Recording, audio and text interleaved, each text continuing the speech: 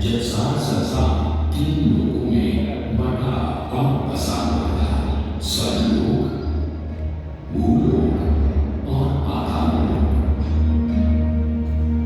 उसी सतयुग में इक्ष्वाकु कुल के सूर्यवंशी राजा सगर ने सारे संसार को जीतने के लिए एक अश्वमेध यज्ञ का संकल्प किया।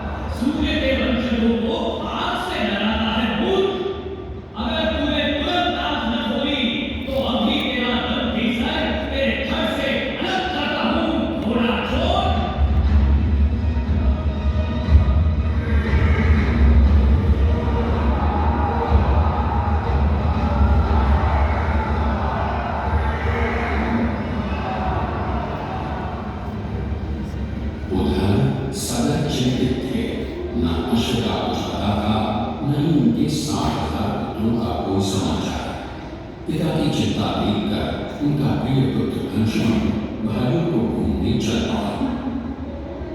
कपिल ऋषि ने आंख खोली तो सामने राजकुमार अंशुमन था। अंतर्यामी ऋषि सब समझ गए। उनसे सच जानकर अंशुमन टूट गया। अपने भाइयों की ओर से मैं आपसे क्षमा मांगता, किंतु आपको ही उन्हें वापस जीवन दान देना होगा। मृतकों को जीवन नहीं, तर्पण की होती है आवश्यकता। मृत्यु का इलाज कोई नहीं कर सकता, किंतु मेरे कोप की योगाग्नि से भस्म लोगों का आसान नहीं होगा तर्पण। गंगा जल, केवल गंगा जल ही करेगा मुक्त उन्हें, जो भस्म हुए तेरे बंधन। गंगा, गंगा किसका नाम है शिव?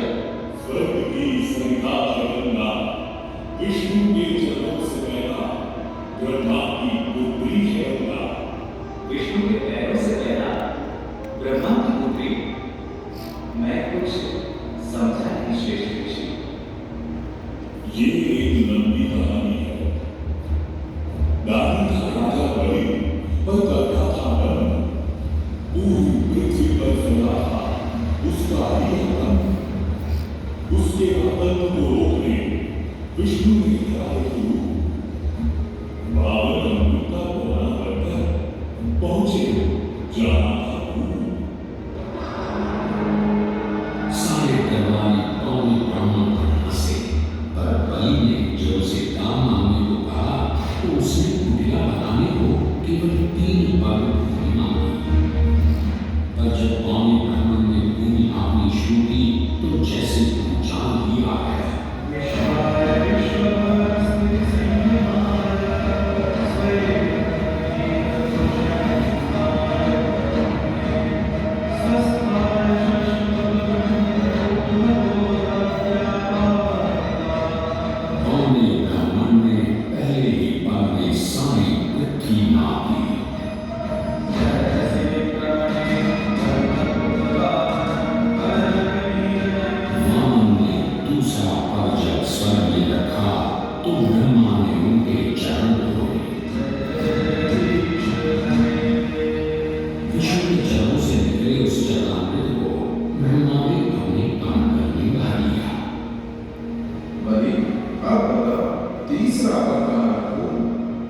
जान गया हूँ आप ब्राह्मण हैं, स्वयं विष्णु है। आप अपना तीसरा शरीर मेरे सर पर रखिए रावणदेव।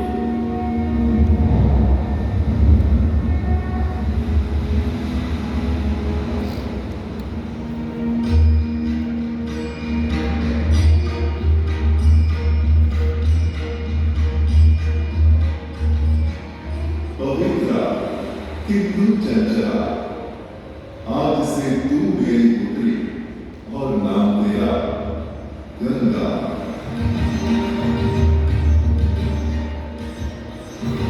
पुत्री पाकर ब्रह्मा बड़े प्रसन्न थे। तभी स्वर्ग में आना हुआ ऋषि दुर्वासा का। बेचारी बालिका गंगा, उसे कहाँ पता था दुर्वासा का क्रोधी स्वभाव। चंचला गंगा, यदि तुझे स्वर्ग में भंग करना है ऋषि दुर्वासा का ध्यान, तो तू भूलोक में जा, वही पवित्र पृथ्वी है अब तेरा स्थान। क्षमा क्षमा ऋषिवर्य, गंगा है अभी प्रभु, कैसे झेल पाएगी वो आपका श्राप और क्रोध।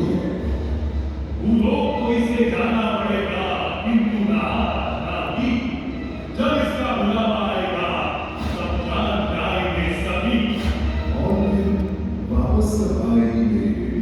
पृथ्वीवासियों को अपने जल से धोते धोते जब यह स्वयं दूषित प्रदूषित हो जाएगी, तब गंगा धरती पर और न रह पाएगी और वहां से लुप्त हो वापस स्वर्ग आ जाएगी।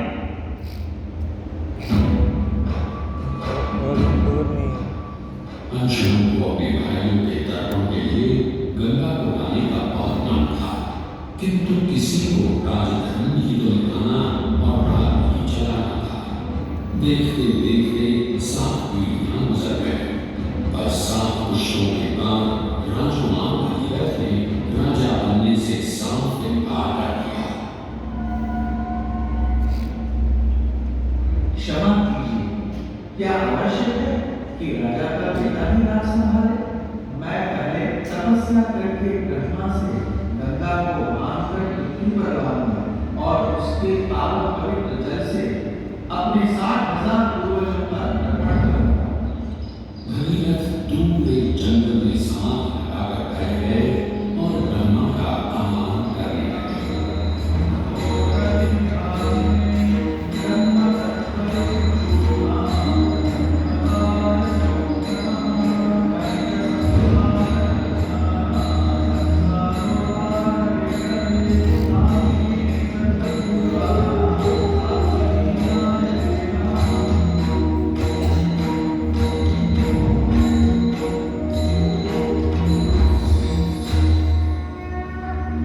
पुत्र भगीरथ, हम तुम्हारे तप से प्रसन्न हैं। बताओ क्या आशीर्वाद चाहिए। भगवान, मेरे पूर्वजों के तर्पण के लिए मुझे आपकी बेटी गंगा चाहिए। ब्रह्मा समझ गए कि गंगा के पृथ्वी पर जाने और धरतीवासियों का कल्याण करने का समय आ चुका है, पर उन्होंने एक चेतावनी दी और कहा कि यदि गंगा स्वर्ग से सीधे धरती पर गिरी तो सारी धरती नष्ट हो जाएगी और पृथ्वी को चीरते हुए गंगा सीधे पाताल में पहुंच जाएगी। इसलिए उन्होंने भगीरथ को सुझाव दिया कि वो भगवान शिव शंकर को मनाए, ताकि जब गंगा स्वर्ग से नीचे उतरे तो वो उसके वेग को अपनी जटा में थाम ले। भगीरथ ने एक अंगूठे पर खड़े होकर भगवान शंकर को मनाने के लिए शिव शंकर का जाप शुरू कर दिया।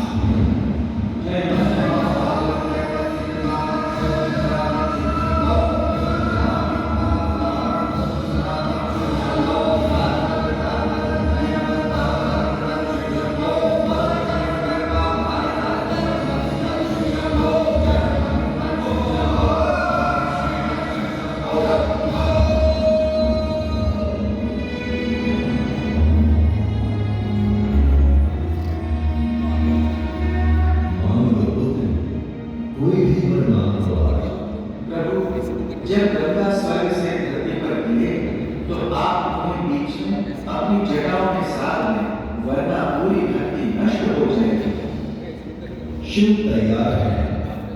आने दो गंगा को, आने दो।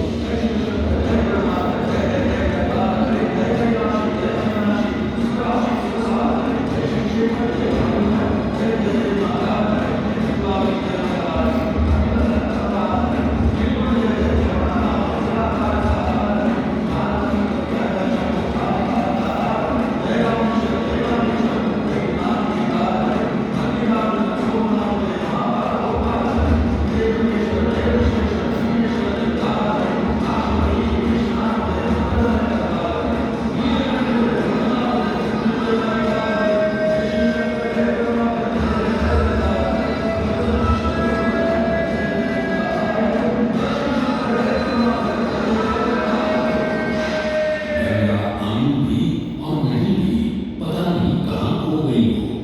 जब पूरा 1 साल बीत गया तो भगीरथ ने शिव जी से पूछा।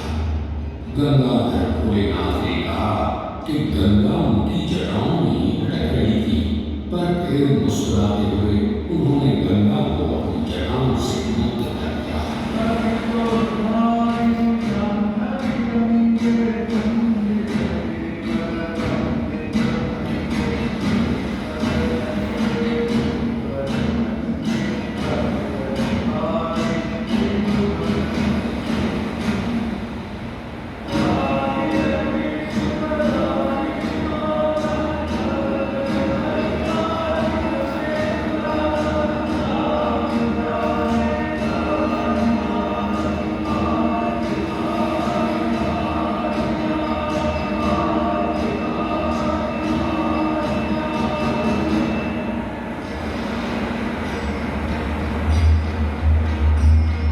गंगा ने भगीरथ के साथ गंगा सागर जाकर सगर के पुत्रों का उद्धार किया और साथ वो भारत की सबसे महत्वपूर्ण नदी बन गई, जिसका भारत के जीवन में धार्मिक, आर्थिक, सामाजिक, ऐतिहासिक परिणाम अनंत है।